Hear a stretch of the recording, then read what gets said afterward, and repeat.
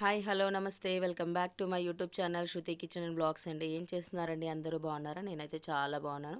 And మీరు కూడా హ్యాపీగా ఉండాలని మనస్ఫూర్తిగా కోరుకుంటున్నాను. అండ్ మీలో ఎవరైనా ఫస్ట్ టైం నా ఛానల్ చూస్తున్నట్టయితే please do like share and subscribe to my channel. And ఈరోజు వీడియో వచ్చేసి బిర్యానీ ఎలా చేసుకోవాలో చూసేద్దామండి. మా అమ్మ వాళ్ళ ఇంట్లో బిర్యానీ ఇలా ప్రిపేర్ చేస్తారో అది కూడా మీరు ఒకసారి చూసేసేయండి. దానికోసం ముందుగానే నేను ఏంటంటే క్యారెట్, ఆలు, బీన్స్, కొత్తిమీర, పుదీనా అన్నీ కట్ చేసి పెట్టుకున్నాను. యాక్చువల్గా ఇది ఏంటంటే మా వదిన ప్రిపేర్ చేస్తున్నారు ఇక్కడ. దానికోసం ఒక బౌల్ పెట్టేసుకొని కొంచెం half quantity oil, half quantity 2 table spoon ఒక గీ యాడ్ చేసింది. గీ యాడ్ చేయడం వల్ల ఏంటంటే టేస్ట్ చాలా బాగుంటుంది.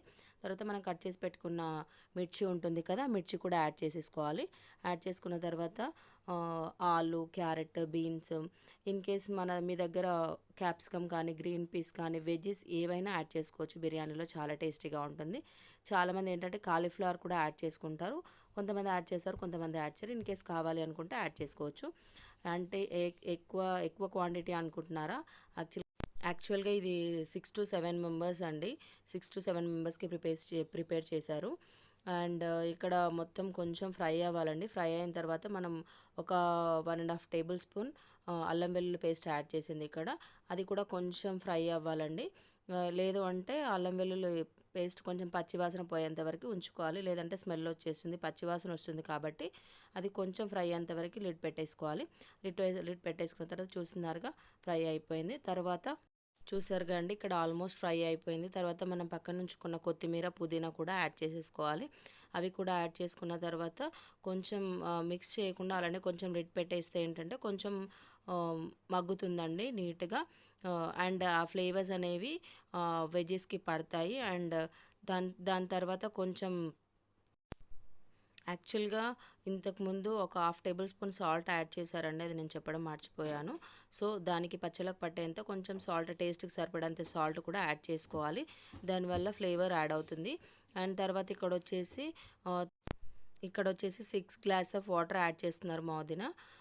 యాక్చువల్గా ఏంటి అంటే 3 గ్లాస్ ఆఫ్ రైస్ తీసుకున్నారు. మనం ఏ కప్తో కానీ ఏ గ్లాస్తో కానీ రైస్ తీసుకుంటే అదే మెజర్మెంట్స్తో వాటర్ తీసుకోవాలి. 2 కప్స్ కానీ 2 గ్లాస్ కానీ. ఇన్ కేస్ 1 కప్ రైస్ తీసుకుంటే 2 కప్స్ ఆఫ్ వాటర్ తీసుకోవాలి. 1 గ్లాస్ రైస్ తీసుకుంటే 2 గ్లాస్ ఆఫ్ వాటర్ అలా తీసుకోవాలి బాస్మతి రైస్కి.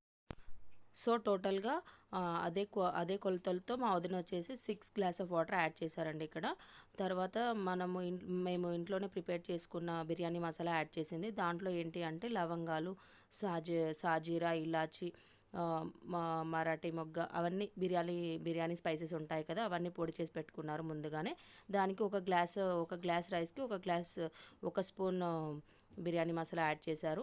యాడ్ చేసిన తర్వాత ఏంటంటే కొంచెం లిడ్ పెట్టేసుకున్న తర్వాత కొంచెం వాటర్ మరుగుతాయి కదా, వేసారు అంటారు కదా, అది కొంచెం వాటర్ మరిగాక ఇలా రైస్ పక్కన పెట్టుకుంటాం కదా, మనం ముందుగానే కడిగి పెట్టుకున్నాం కదా రైస్, ఆ రైస్ తీసి దీంట్లో యాడ్ చేసేసుకోవాలి. యాడ్ చేసుకున్న తర్వాత మధ్య మధ్యలో కలుపుతూ చూస్తూ ఉండాలండి. చూసారుగా ఎంత ఎమ్మీగా ఉందో.